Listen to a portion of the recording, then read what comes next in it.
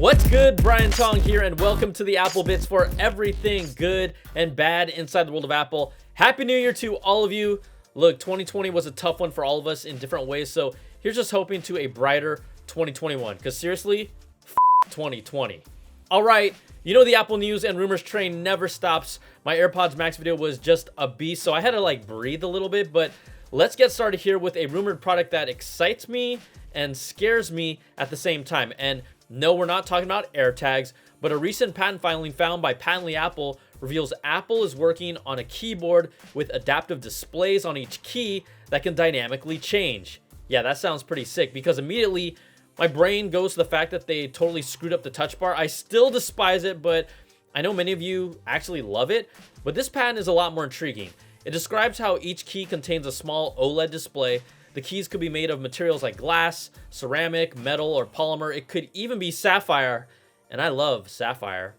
This keyboard system would be reconfigurable, and the keys could be changed from a standard keyboard to different languages, or even a gaming keyboard with specific game actions for someone like my nephew Jake, whose brain fires 20 times faster than mine. Each key could also provide visual feedback, so you could see if it's a lowercase or uppercase letter. I mean, how sick does this keyboard sound? But the best thing about the patent, the keys would still be able to use the scissor switch keyboard mechanism that Apple brought back. Yes, I'm so thankful for that. And this wouldn't be like a static piece of glass for a keyboard or a touchscreen panel that we've seen in past patents. But like all patents, this doesn't mean Apple is bringing it to the market. But to me, this feels like the perfect keyboard that would get me even more juiced for my next 16-inch Apple Silicon MacBook Pro. I'm waiting for it in 2021, and I didn't need this new keyboard, but oh, I absolutely want it. All right, let's talk about the Apple product that needs to bring back some excitement out of its entire product line. Guess what it is? The iPad Pro. Now, Apple had an absolutely impressive product year in 2020 during a freaking pandemic with 4 announcements in 4 months and 17 new products in that time. There's a reason that I couldn't get to everything, but one of my favorite Apple products that brought really the most meh this year, it had to be the iPad Pro. You've got a new LiDAR sensor that no one used, an additional ultra-wide camera for the world's most obnoxious device to take a picture with, and then one more unlocked GPU core versus the 2018 model that really did nothing much more. And that's why I still recommend almost everyone get the 2018 iPad Pro if you can find it over the 2020 iPad Pro, and I still feel that way. Now, we've heard plenty of rumors about the next gen, and the latest report from Digitimes claims that this new 12.9-inch iPad Pro will finally bring an all-new mini LED display in the first quarter of 2021. That would be 3 months from now. That's real soon, but mini LED, it brings even darker blacks, more vibrant colors, brighter brights, and a better contrast ratio while being slimmer and more power efficient. These are all pluses. There's also been rumors that Apple will eventually transition to OLED displays, and if they do this though, I've got to imagine that they'll stick with mini LED at least for a couple years, not just do like a one-hit year, hit it and quit it type of thing before they jump onto OLED on iPads. But you know what's the biggest thing that they can do to bring excitement to the iPad Pro? Just finally deliver my request from the very first iPad Pro in late 2015. Bring us pro-level apps like Final Cut and Logic and more to the iPad Pro. Look, we get the new display. I'm down with that. We get the latest processor. I'm good there. But get me more pro-level apps to fully take advantage of the power inside. And that's how you get me giddy. Again, I've been asking for this since 2015. This is the year to do it.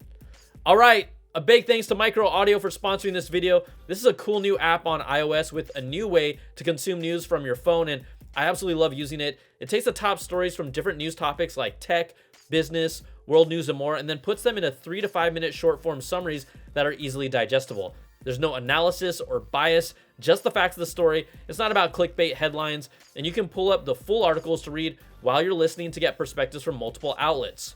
Searching for news stories by keywords or topics is easy, and you can mark your favorites too. Plus, there's some fun metrics that track the stories you've read. Select the topics you like and get a feed of the topics that you care about.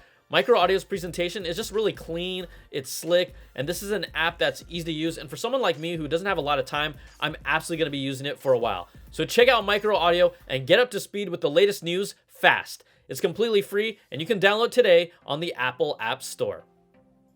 Okay, back to the stories, and we know AirPods have become really the perfect companion to the iPhone. I also know a lot of you all out there are starting to look at new ones for next year because you can. And a recent tweet from leaker Mr. White shows off alleged images of the hardware that will be used in the second-gen AirPods Pro that we are expecting to see in 2021. Now in this picture, the hardware is for the current AirPods Pro on the right side. You see kind of two of the similar size components, but on the left side, you see two components that are different in size, leading some people to believe that we could see two different sizes of AirPods Pro.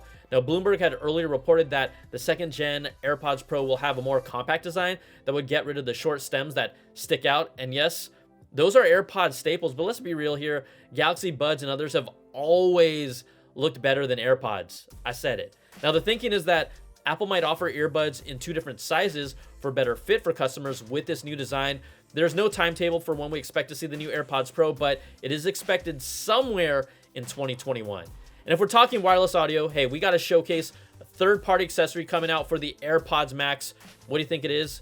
Well, look, feast your eyes on the case Apple should have made for the AirPods Max, courtesy of Waterfield Designs Shield Case. This is a classy leather case with a molded plush interior.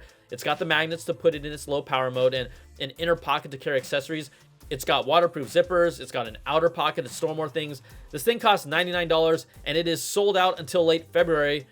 I wonder why, Apple. And I have one on pre-order, so I'll keep you posted when I get it. And really, like, almost everyone who gets AirPods Max is going to need some type of real case for it. Sorry, because those booty shorts diaper case, that still won't cut it for me. But here's something no one needs. Caviar's Pure Gold AirPods Max. Yes, it's a custom AirPods Max plated with pure gold. It's available in white and black, and what sounds like only a single model for each color available worldwide. Take it all in, okay, because these will cost you $108,000. That's equal to roughly 196 AirPods Max. And if you already didn't want AirPods Max, you definitely don't want them now. They also managed to make them look tackier and uglier than the originals. Come on, guys. That's a bad apple. Boo! Ugh. Those things are disgusting. But not disgusting, the Apple Watch. You also know I'm a huge fan of it. And a patent from a little while back got me excited after Patently Apple revealed that Apple is researching bringing Touch ID and an under-display camera to the Apple Watch. Yes, please. Now, this patent is titled Electronic Device Having Sealed Button Biometric System and describes how a Touch ID fingerprint scanner could be integrated into the side button of the Apple Watch, similar to how Apple brought Touch ID to the new iPad Air. The Apple Watch is still dependent on a passcode, and ain't nobody got no time for that.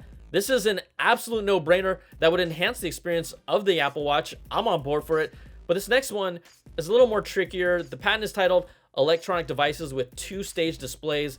This describes how a display could be layered to contain a camera and a flash on one layer that are only visible when needed. Then there would be another display layer with pixels on top of that layer that has the camera components, and that top layer could then become transparent in order for the camera to function.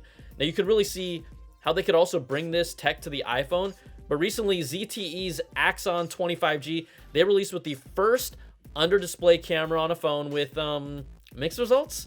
I mean, the tech is still here, but it just has a long ways to go, and we won't know if or when Apple will bring this to its product line, but I thought it's interesting that this was featured in an Apple Watch patent before showing up anywhere for an iPhone, and I don't know, maybe they were trying to hide it better or not.